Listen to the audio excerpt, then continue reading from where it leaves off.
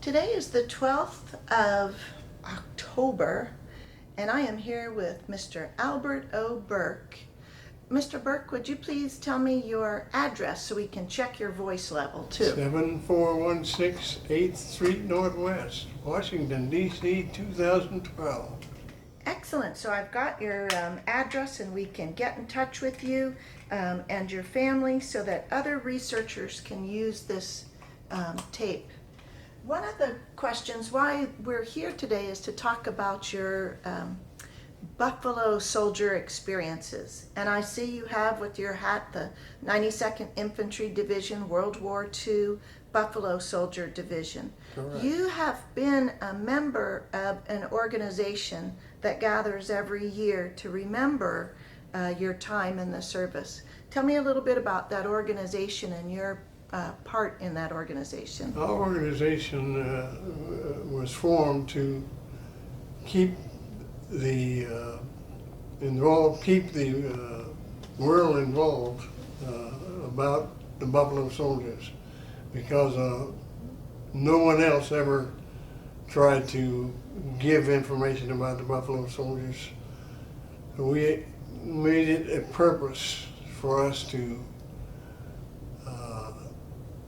give and have words for the Buffalo Soldiers. We went out and made speeches and things of that nature to ensure that at least some people would have knowledge of the Buffalo Soldiers, from the Old West to the present World War II Buffalo Soldiers.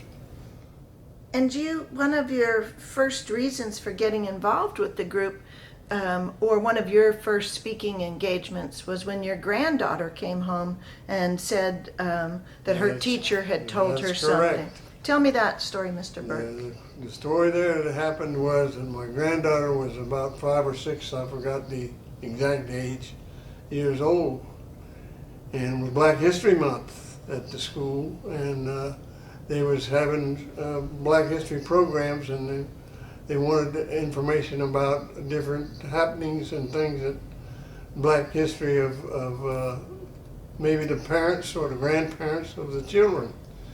So my granddaughter had told them that her granddaddy was a Buffalo Soldier. The teacher had told her she was wrong, that there was no live Buffalo Soldiers left. My granddaughter told her, yes, there is some Buffalo Soldiers left, and I will bring my granddaddy to school and show you.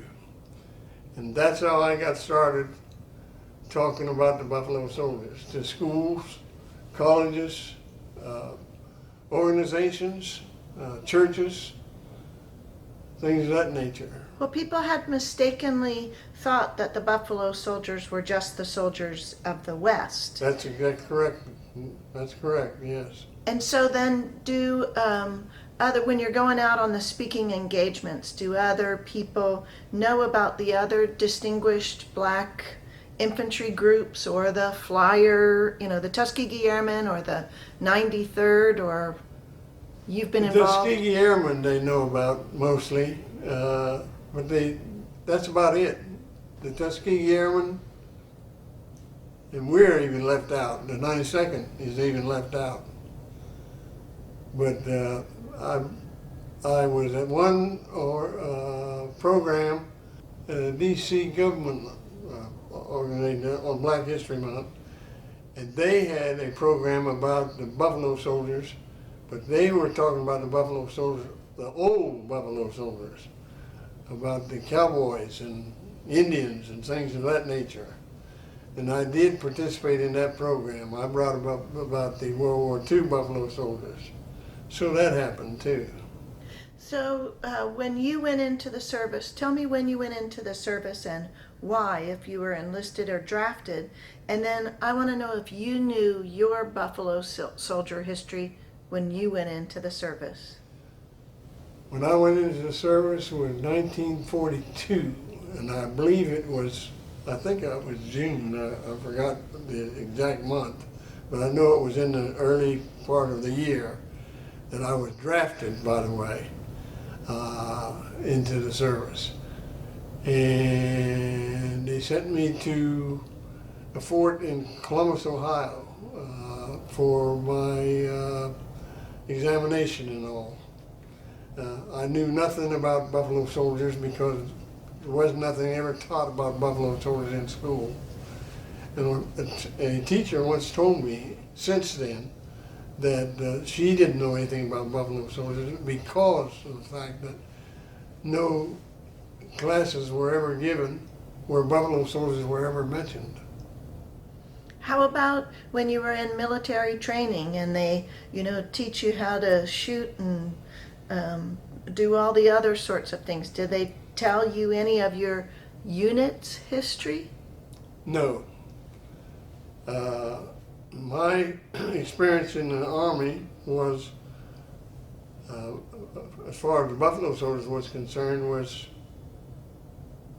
absolutely nothing. I was started from the fort I left in Columbus, Ohio, to Fort McClellan. I went to Fort McClellan, Alabama, which was a training center for white and black soldiers, separate, of course. During my training, one morning they asked for somebody who could take shorthand. And one of my friends knew that I had shorthand in high school, and they said, "You can take shorthand, why don't you volunteer?" And I said, "I was told never to volunteer for anything." And they said, "Oh, go ahead, man." He said, "You get out and get rid of some of this hard work we're doing." So I said, "Okay." So I raised my hand up. And another fellow, a friend of mine, raised his hand that I had met. And so there were two of us that raised our hands. We went to, I thought I was going to be a company clerk or something of that nature. But they decided that they wanted me to do a court-martial case. And I told them that I hadn't done in shorthand for 2 or 3 years. And I said, I can't even read my own shorthand now. I said, probably. I said, I would make too many mistakes.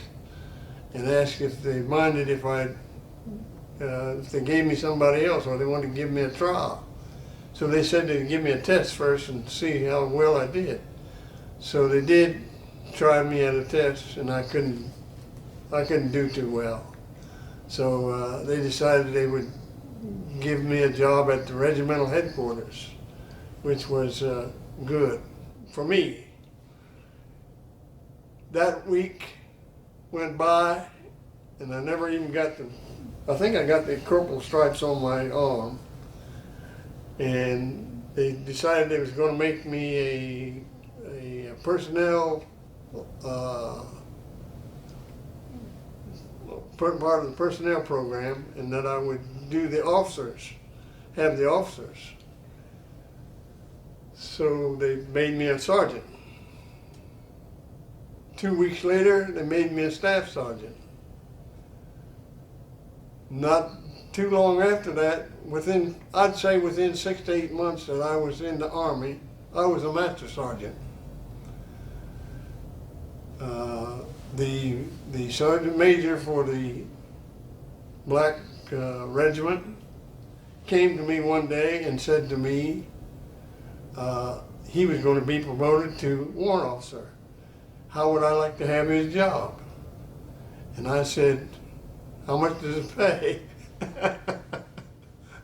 How much does it pay? I think he told me $138. I forgot which now. But that was a lot of money. I was only making $13 a month. I think it was $13. So that's a lot of money to me. $138. I told me, yes, indeed, I'll take it.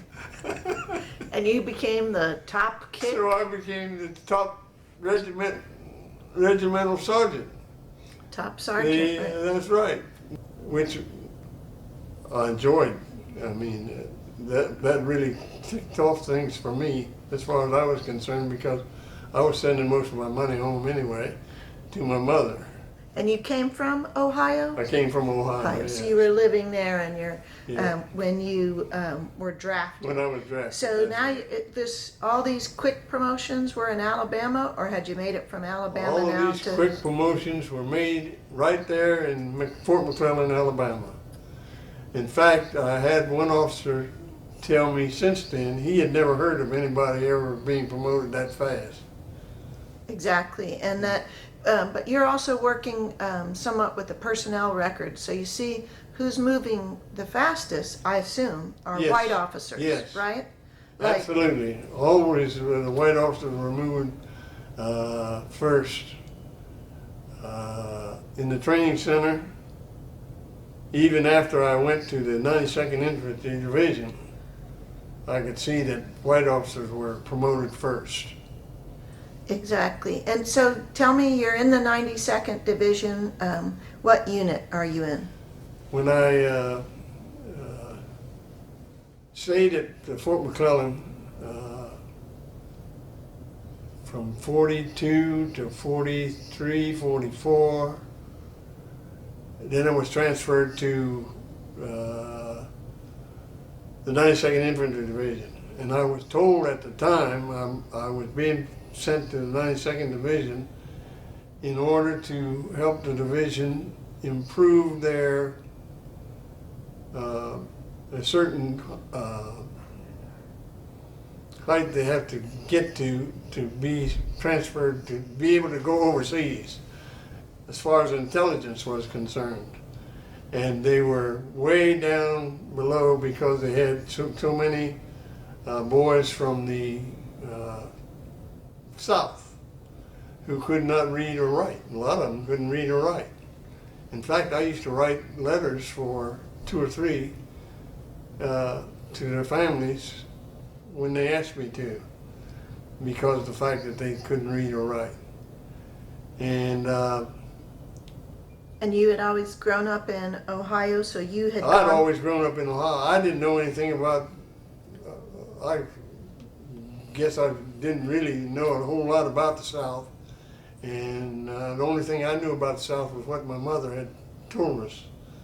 My mother had told us boys, if we ever went to the South, not to get involved with any of the girls. That was number one. And not to get involved in anything involved in the South that we could stay away from, especially. Well, none of us ever wanted to go south anyway, because we always said, you know, that no one in our family had ever been in the South and knew what was going on, except for 2 of my uncles who had been in World War I. They knew about the South, and of course I never got to talk to them too much, so they didn't get to tell me too much about the South, except that it wasn't a good place for us to go. Interesting, you're actually getting pretty fast promotions, like they said, in this Fort McClellan, Alabama. But I'm sure you're not. Do you go out at night and try to go off base, or? I went to Anniston, Alabama once to the USO Club, and I went to Birmingham, Alabama on a three-day weekend pass once.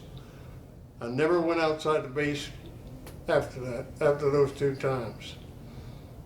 Anything happen on those times that you just weren't interested in going, or were you I afraid? heard so many bad things about what would happen to us if we ever got in a problem or anything. I tried to stay away from problems. The thing that happened in Birmingham, Alabama was something that occurred accidentally, I guess. It was accidentally, between black soldiers and white soldiers, and the police got involved, and I never wanted to go to the city anymore. I stayed inside the base all the time I was in Alabama. So your first trip out to the west is also when the unit goes to Fort Huachuca. Absolutely. So tell me what your impressions of Fort Huachuca, and did you know how to say it the first time? My impression of Fort Huachuca in Arizona was the fact that we were way out in the middle of nowhere, And if we wanted to go anywhere at all, it was quite a trip, even to go just to Mexico, which was the closest place for us to go. And if we went, we had to be careful about going to Mexico and getting involved with people or any problems that might occur there. I did not have a furlough, so I was given a furlough and was able to come home from Fort Huachuca for, I think it was 2 weeks. I was able to come home for a couple of weeks from Fort Huachuca, Arizona. So that kind of helped me quite a bit. I wasn't at Fort Huachuca long enough to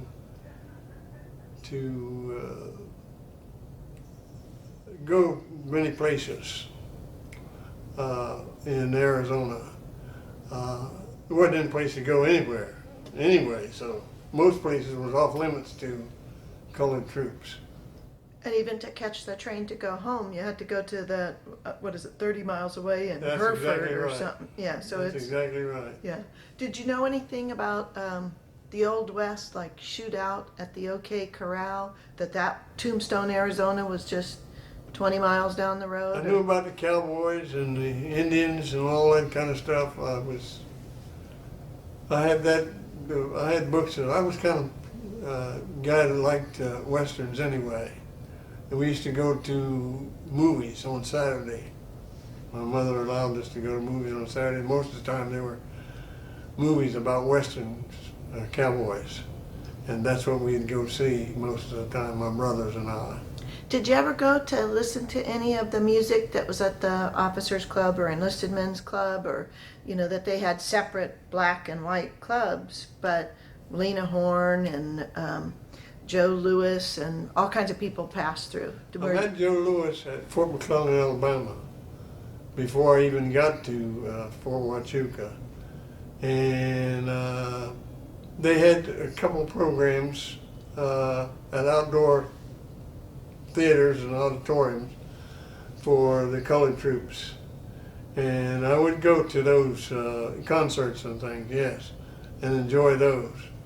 So, and the NCO club, wasn't too much about the NCO club. They had a bar, they had a jukebox, and some of the USO girls would come for dances and